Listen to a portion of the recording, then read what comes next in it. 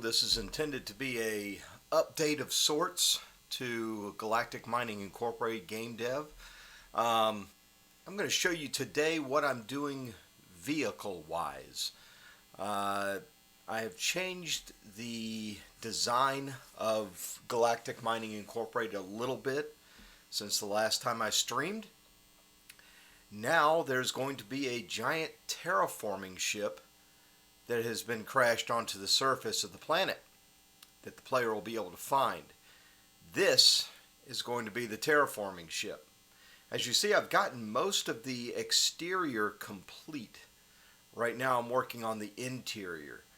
And as you see, this is a behemoth. It's large. I've started in on some of the cockpit here, but I haven't started kitting out the cockpit yet. It's just a rough end of where the cockpit's going to be and how big it is, and of course the doors.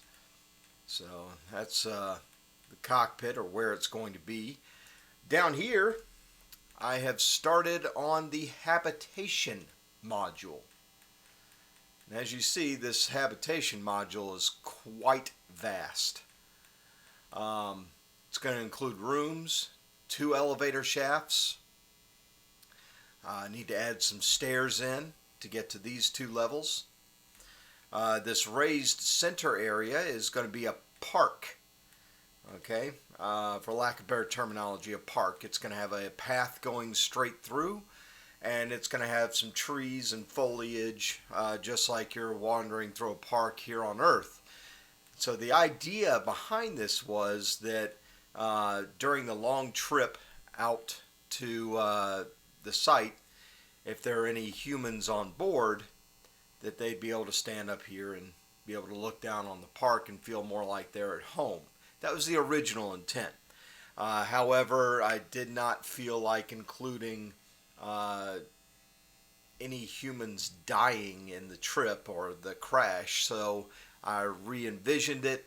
Now it's a ship that was intended to be crashed onto whatever planet that they're arriving at, and this is intended to be a habitation module so that the inhabitants or colonists can live in these apartments and feel more like they're at home by viewing the park down below while the terraforming process is doing its thing.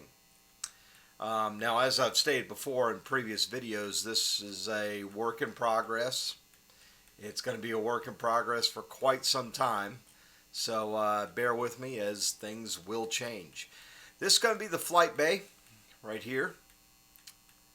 As you see, it's rather stark. There's nothing going on in here. That's the exterior shot of the flight bay. And of course, this is the habitation module right here. This right here is going to be where the terraforming equipment is going to be. I haven't quite figured out how I'm going to do all that yet, but the rough idea is there will be stacks that will come out of this area right here, or be attached to this area right here, to vent gases into the atmosphere to do the terraforming process. And inside the hull here will be a big room filled with cylinders to hold the gases, to hold various other things needed for the terraforming process. Then of course you have your engine room back here, the engine bay. There's going to be some damage added to this so that there's no hope of the engines being restarted.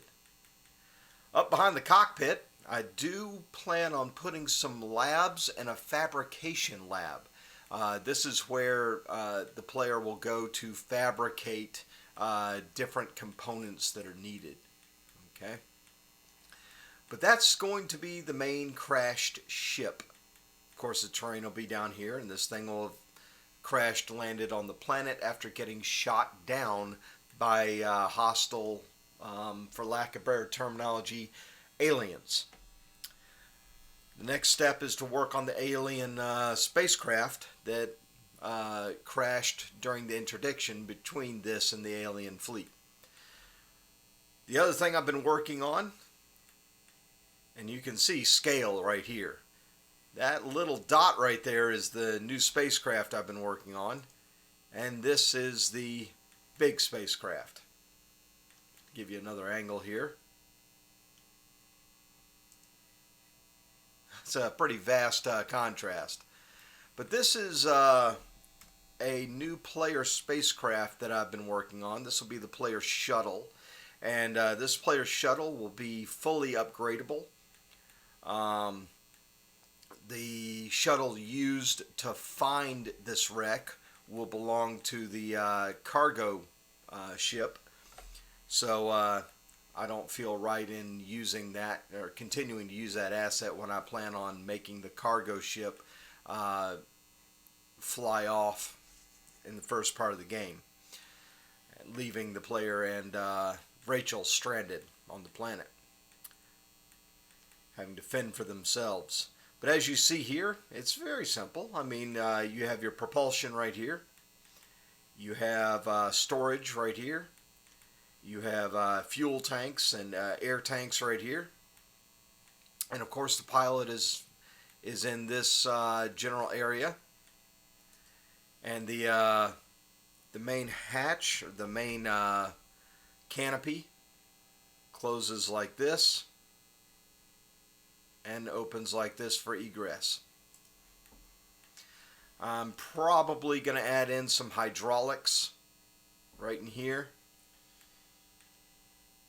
to connect that up a little bit better, make it a little bit more believable. But yeah, expect some iterations between this. The player's head is going to be approximately right here, so it's a little bit tight. I'm not very happy with that, but this will be a little bit more advanced than the shuttle that I've demoed previously. My idea for this one is right somewhere in here and here. You're going to have multi-function displays. These will be displays that the player will be able to click on and be able to interact with the different ship systems. So a little bit different controls than the previous, and I think that'll be a welcome change. It's just something that I want to do. But that is where I am at with GMI right now. I would show you parts of the game, but I will save that to another episode.